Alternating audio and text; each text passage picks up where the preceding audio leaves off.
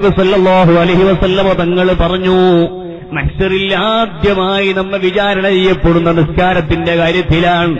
നമ്മുടെ നിസ്കാരത്തെക്കുറിച്ചാണ് ആദ്യത്തെ വിചാരണ. നിസ്കാരത്തിന്റെ കാര്യം ക്ലിയർ ആണെങ്കിൽ അതിനപ്പുറത്തേക്കുള്ള വിചാരണ പരിഗണിക്കുന്നുള്ളൂ. അതേ സ്ഥാനത്ത് നിസ്കാരത്തിന്റെ കാര്യത്തിലുള്ള വിചാരണയിൽ ഒരാൾ പരാജയപ്പെട്ടാൽ അയാളുടെ മറ്റു കർമ്മങ്ങൾ പിന്നെ പരിശോധനക്കെടുക്കില്ലെന്ന് മുഹമ്മദുർ റസൂലുള്ളാഹ്. എങ്കിൽ ഒരു ദിവസം നമുക്ക് 5 വഖ്ത് നിസ്കാരത്തിന് വേണ്ടി വരുന്ന സമയം ഒന്നാലോചിച്ചു നോക്കൂ.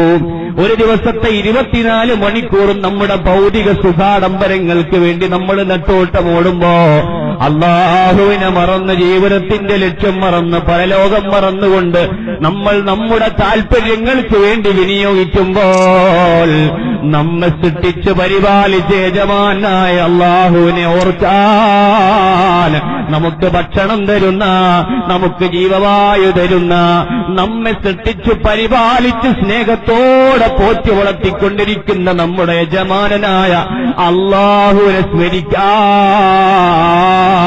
അല്ലാഹു നമ്മെ പഠിപ്പിച്ച കർമ്മമാണ് നിസ്കാരം. അഖിമിസ്സലാത്ത ലിദിക്രി, എന്നെ സ്മരിക്കാൻ വേണ്ടി നിങ്ങൾ നിസ്കരിക്കണമെന്നാണ് ഖുർആൻ പറഞ്ഞത്. എന്തിനാണ് നിസ്കാരം? 24 മണിക്കൂറിലെ വലിയൊരു ശതമാനവും നമ്മൾ നമ്മുടെ ആവശ്യങ്ങൾക്ക് വേണ്ടിയാണ് നമ്മുടെ ചിന്താശേഷി വിനിയോഗിക്കുന്നത്, നമ്മുടെ ഊർജവും നമ്മുടെ ആരോഗ്യവും നമ്മുടെ സമയവും എല്ലാം വിനിയോഗിക്കുന്നത്. എന്നാൽ അതിനിടക്ക് അല്ലാഹുവിനെ മറക്കാതിരിക്കാൻ 5 മിനിറ്റ് സമയം റബ്ബിനെ ഒന്നോർത്തുകൊണ്ട് നിസ്കരിക്കൂ മനുഷ്യ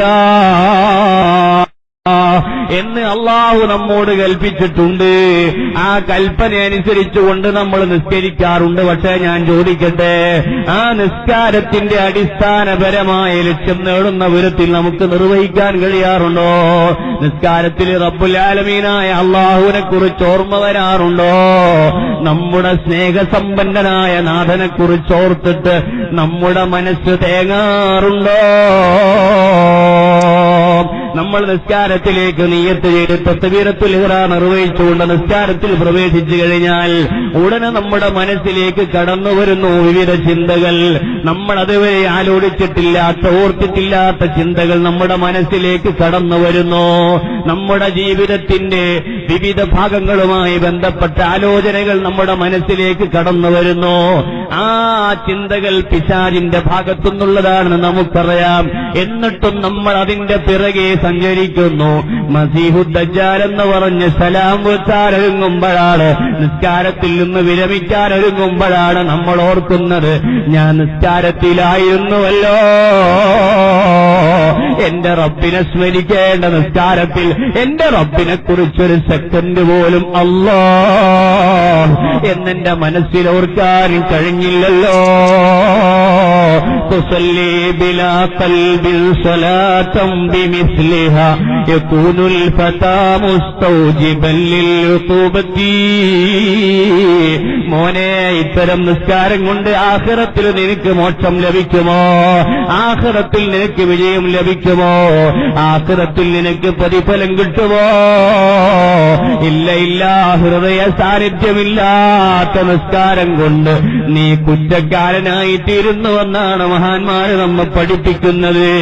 അതെ, അവിടെയും നമ്മൾ ജീവിതത്തിന്റെ ലക്ഷ്യം മറന്നുപോയി.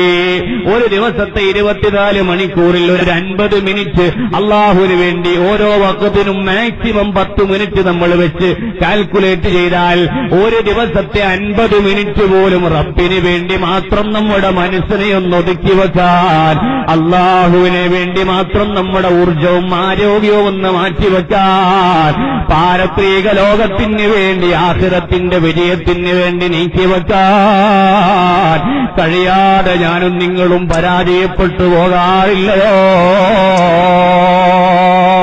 നല്ല സുഖകരമായി നിദ്ര ലഭിക്കുന്ന പ്രഭാത സമയത്ത്, സുബ്ഹിയുടെ സമയത്ത് അയൽപക്കത്തെ പള്ളി മിനാരത്തിൽ നിന്ന് ഹയ്യ അലസ്സലാ നിസ്കാരത്തിലേക്കുള്ള വിളിയാളം വരുമ്പോ നമ്മൾ നിസ്കാരത്തെ തെരഞ്ഞെടുക്കുന്നുവോ അതോ സുഖകരമായ ഉറക്കിനെ പ്രണയിക്കാറുണ്ടോ, കെട്ടിപ്പിടിച്ച് കിടന്നുറങ്ങാറുണ്ടോ, അതേ നമ്മൾ വീണ്ടും പുതപ്പ് മൂടി പുതച്ച് കിടന്നുറങ്ങാറുണ്ടോ? നമ്മൾ ആരെയാണ് തെരഞ്ഞെടുത്തത്? നമ്മൾ എന്തിനെയാണ് മറന്നത്?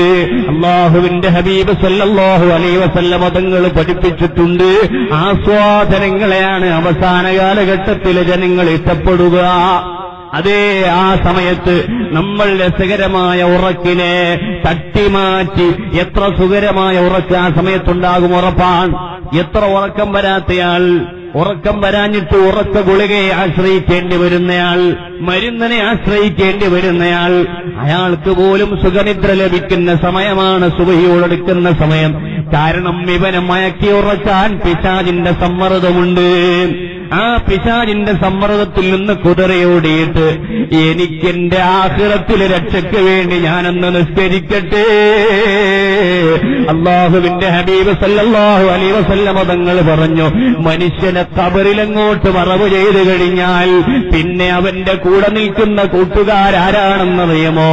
അവന്റെ തലഭാഗത്ത് വന്നു നിൽക്കുന്നു അവൻ നിസ്കരിച്ച സുന്ദരമായ നിസ്കാരങ്ങൾ, അവന്റെ നോമ്പുകൾ അവന്റെ കാൽഭാഗത്ത് വന്നു നിൽക്കുന്നു, അവന്റെ സുഹൃത്തുക്കൾ ഓരോരോ ഭാഗത്ത് നിന്ന് അവനെ പ്രൊട്ടക്ഷൻ തീർക്കുന്നുവെങ്കിൽ അങ്ങനെ ഒരു കാവലാകാൻ, ഒരു പ്രൊട്ടക്ഷനാകാൻ ഞാൻ എന്റെ ഈ സുഖനിദ്രയൊക്കെ ഒന്ന് മാറ്റിവെച്ചിട്ട് എന്റെ റബ്ബിനെ സ്മരിച്ചിട്ട് 2 റക്അത്തൊന്ന് നിസ്കരിക്കാൻ ഞാൻ എണീറ്റ് പള്ളിയിലേക്ക് പോകട്ടെ. ഹയ്യാലൽ ഫലാഹ്, അതാണ് വിജയത്തിന്റെ മന്ത്രം തന്ത്രമെന്ന് പള്ളിയിൽ നിന്ന് വിളിയാളമുയർന്നിട്ട് പോലും അതിനെ അവഗണിച്ച് നമ്മൾ കടന്നുറങ്ങിപ്പോയോ? നമ്മൾ ജീവിതത്തിന്റെ ലക്ഷ്യം മറന്നുപോയില്ലയോ കൂട്ടുകാരേ? അങ്ങനെ നമ്മുടെ ജീവിതത്തിന്റെ ഏത് മേഖലകളെ പരിശോധിച്ചാലും അവിടെയൊക്കെയും നമ്മൾ റബ്ബുൽ ആലമീനായ അല്ലാഹു റബ്ബുൽ ഇസ്സത്തിനെ മറന്നു പോവുകയാണ്.